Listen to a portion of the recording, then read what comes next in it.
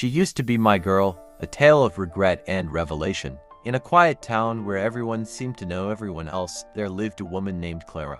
She was strong, independent, and had a heart full of love to give. But Clara's heart had been bruised by a past relationship, one that had ended abruptly, leaving her with more questions than answers. Her ex, a man named Daniel, had walked away without much explanation, and Clara had spent months piecing herself back together, determined to move on. Clara had always been the kind of person who gave her all in relationships. She was the one who remembered anniversaries, who listened intently to every story, who made sure the cups of love were always full.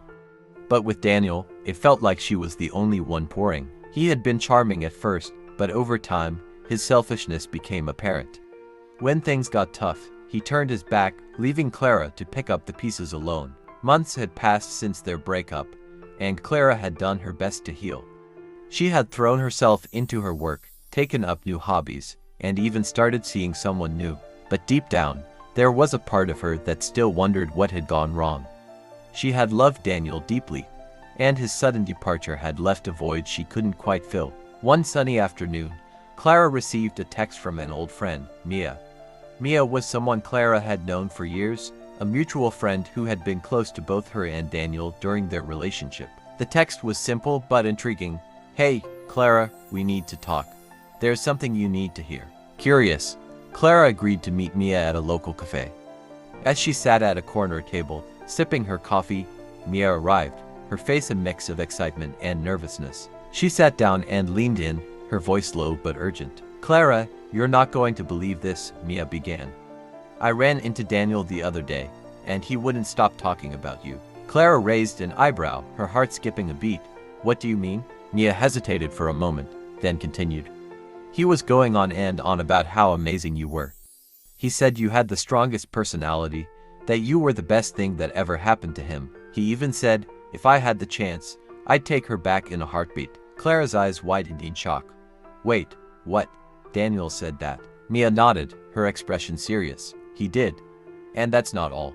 He was telling me all these little things about you. How you looked when you were sleeping, how beautiful you were, how much he missed the way you made him feel." He was practically pouring his heart out. Clara sat back in her chair, her mind racing. This was the same Daniel who had ghosted her, who had walked away without a second thought. The same Daniel who had made her feel like she wasn't enough. And now, he was saying all these things about her. Mia reached into her bag and pulled out her phone. "I even recorded some of it. I thought you'd want to hear it for yourself." She pressed play, and Clara listened in stunned silence as Daniel's voice filled the air. He spoke with a rawness she had never heard before, his words filled with regret and longing. "I messed up, Mia," he said. "Clara was everything to me. She filled my life in ways I didn't even realize until she was gone. I was selfish, I didn't put in the effort, and I lost the best thing I ever had." Clara felt a lump form in her throat. She had spent so much time blaming herself, wondering what she had done wrong. And now, here was Daniel, admitting that it had been his fault all along. Mia reached across the table and squeezed Clara's hand. "I know this is a lot to take in, but I thought you should know. He's been watching you, Clara. He's been keeping tabs on your life, and it's killing him to see you moving on without him." Clara shook her head, still processing everything. "I don't even know what to say. I thought he didn't care. I thought he had moved on." Mia smiled softly. "Well, he hasn't, and from the sound of it, he's kicking himself every day for letting you go." As Clara left the cafe that day, she felt a strange mix of emotions. There was a part of her that felt vindicated, knowing that Daniel finally understood what he had lost. But there was also a part of her that felt sad for the love they had shared, and sad for the fact that it had ended the way it did. Over the next few days, Clara found herself thinking about Daniel more than she had in months. She replayed Mia's words in her mind, trying to make sense of it all.